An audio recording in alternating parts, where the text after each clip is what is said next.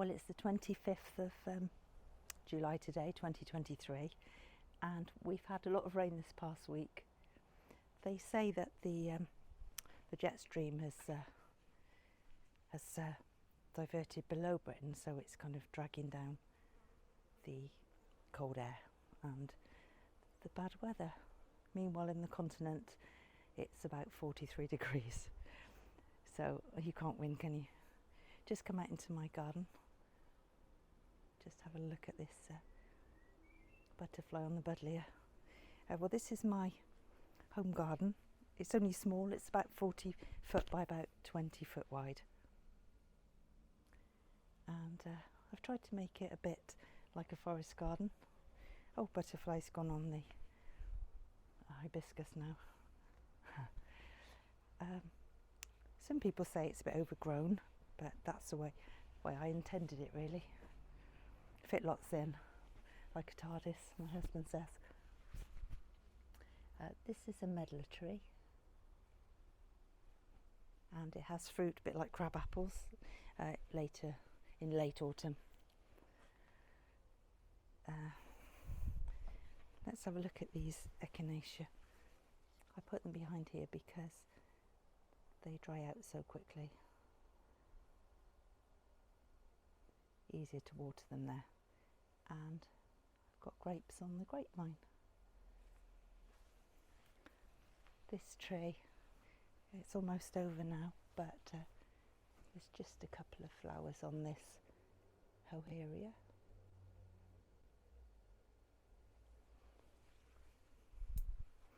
I've included wildflowers where I can. This is hedge woundwort in here. It seeds around, even in the lawn, together with ornamental plants like hostas, which actually are edible anyway. What should we look at? Not a good year for the plum. I've got just 2 plums on this. Oh, there's the other one. This is a myrtle. I love the white fluffy flowers.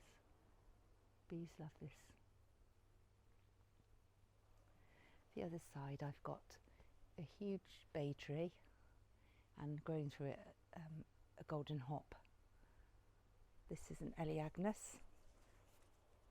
Has scented white flowers and then red berries. This is a green gage, but then again it's not been a brilliant year for stone fruit. Late frosts probably. This is a crab apple, a malus, called Roundabarrow Ruby. Got lovely dark leaves.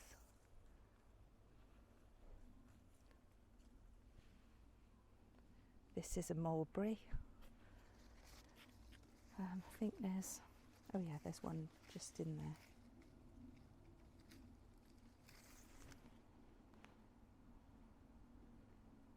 Delicious fruit. Very hard to transport, so you never see them for sale in shops. This white buddleia also attracts a lot of pollinators. This is a sorbus. This is a bit like the myrtle. This is a luma.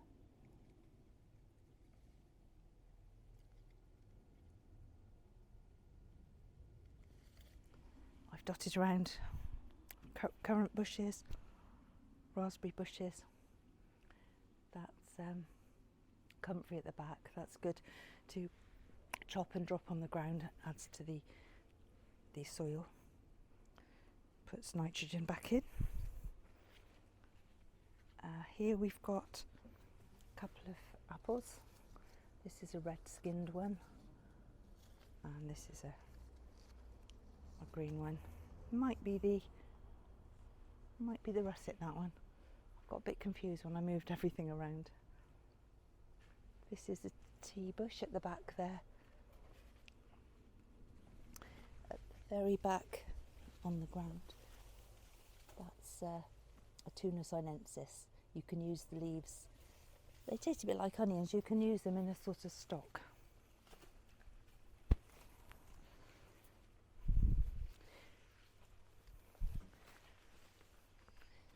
Looking back through here, we've got this very huge tree that used to be our Christmas tree. It was about 18 inches tall when I planted it there. This is a plant I love, Eucryphia. I saw it in one of the great Cornish gardens and decided I must have one. I thought it might not be hardy enough here, but this is probably the best year it's done so far for flowering. That's a quince.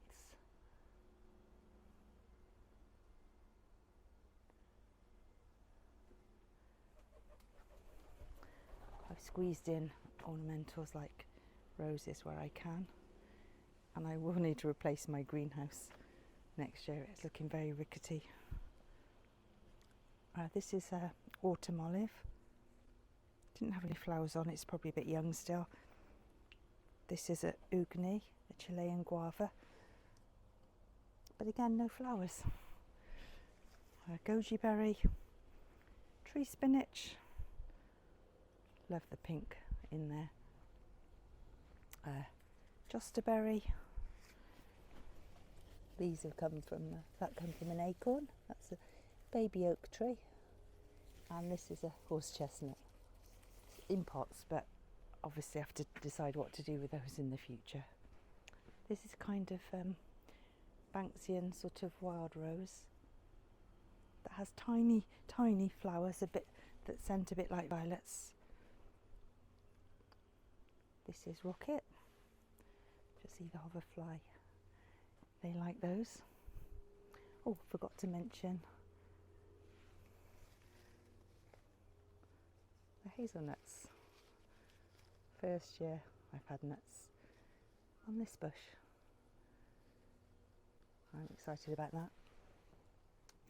This is the wilder area where I film the baby birds and hedgehogs.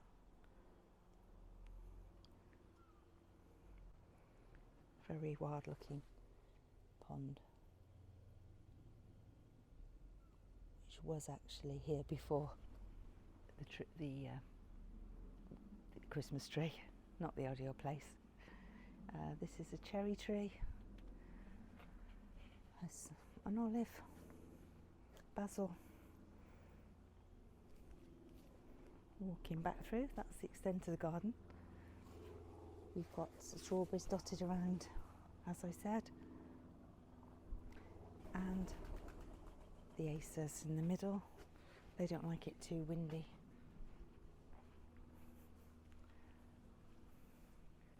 This is a tayberry. We've got a red hazel in there. I think this is called an actea.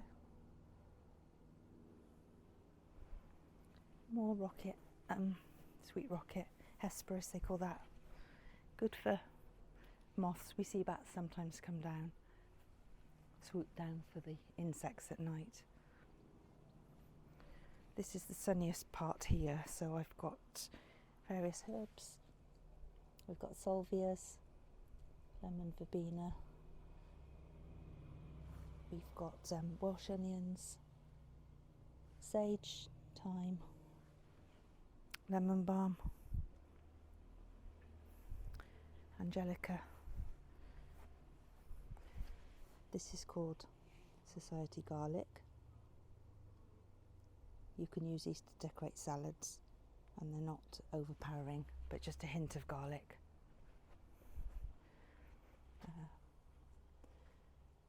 Figs forming on there. A few more grapes.